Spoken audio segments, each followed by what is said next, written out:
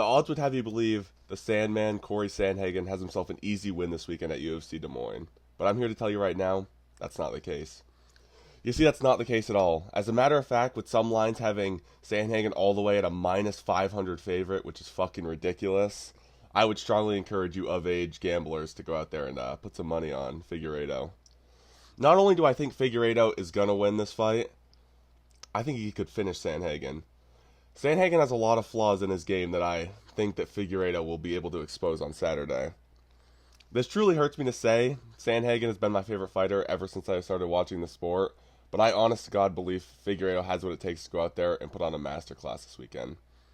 This isn't to say Sandhagen is trash or can't win the fight, but I will be going with Deiveson Figueiredo.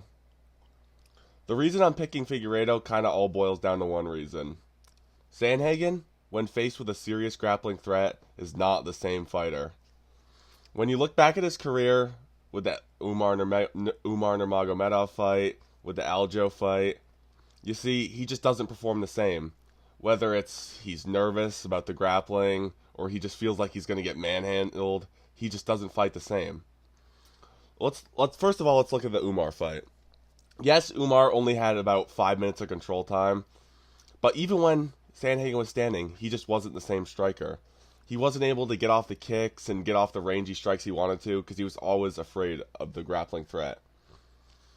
And when you look at the Aljo fight, Aljo was able to just buzzsaw right through Corey Sandhagen and get the submission in round one. Yes, Deiveson Figueiredo is nowhere near the grappler that those two guys are, but he doesn't need to be. All he's got to be able to do is put it in the back of Sandhagen's mind that he could take him down, and I do believe that'll be enough to really change the striking. Yeah, if Figueiredo isn't able to land any takedowns at all, I think Sandhagen will overall win on the feet and end up winning a decision. But I think Figueiredo will do just enough on the ground to be able to really throw off Sandhagen's striking. And also, when you look at the power of Deiveson Figueiredo, that is real. Yes, Sandhagen has a granite chin and probably won't get knocked out, but if he's able to really present power on the feet, mixed with a serious grappling threat, that could be an issue. Now let's look at why I think Figueiredo will be able to have success in the grappling. When you look at his last fight, yes, he lost to Peter Yan. Yes, he was arguably a 50-45, but it was a very competitive 50-45. And early in the round one, Figueiredo got a really nice takedown and was able to get some control time. And Peter Yan is a much, much better grappler than Corey Sandhagen. So I think if he's able to do something similar to Sandhagen early in the fight, it's really going to throw off the dynamic of the fight. And when you look at his striking, Deiveson Figueiredo was the first man to ever drop Chito Vera, which is something that not that many people talk about. And he also dropped Peter Yan, who has a granite chin.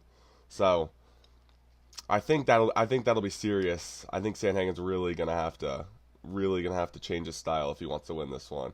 I think if he goes in there with the beakers and test tubes, as the great Lucas Tracy would say, and tries to just kick at range, I just don't think that's gonna work. And I think he's really gonna get behind. Now I want to talk about the specific strikes of Figueiredo that are really going to present issues to Sandhagen. Figueiredo has a very interesting style, especially for a guy in a lower weight class where you're not usually allowed to get away with as much. He kind of, with his right hand, he kind of winds up. He has a very interesting style where he winds up with the right hand, which you would think he wouldn't really be able to get away with, but he does because he's so fast and so powerful. And he also has a really good right hand to the body. And I think these strikes against Sandhagen, who primarily likes to throw kicks and stay on the back foot and move laterally, are going to be money for him. When Sandhagen tries to throw his leg kicks without any serious sting on him, I think Figueiredo is going to be able to kind of tank him and land a right hand or shoot a takedown or land a big right to the body. I think that Sandhagen eventually is going to get frustrated with him he's just not going to get any respect from Figueiredo, and Figueiredo's got a great chin for the most part. He's had moments where he's kind of got stung by Brandon Moreno, but for the most part, he's kind of a tank and is usually able to eat the shots, especially at 135 where he's kind of 135 where he's kind of refreshed. But yeah, I love Corey Sandhagen. I really want him to win, but I just kind of don't see it. Now you might bring up the age of Figueiredo, but Yeah, he's probably on the tail end of his prime, but he still looked really good versus Peter Yan, and the fights before that he was on a win streak, so I'm not really going to take too much of that into consideration. I expect Figueiredo to show up his best self and put on a good performance. Yes, of course, Sandhagen could land a flying knee or a spinning wheel kick or something crazy, a front kick. But I'm kind of just done banking on him to do that.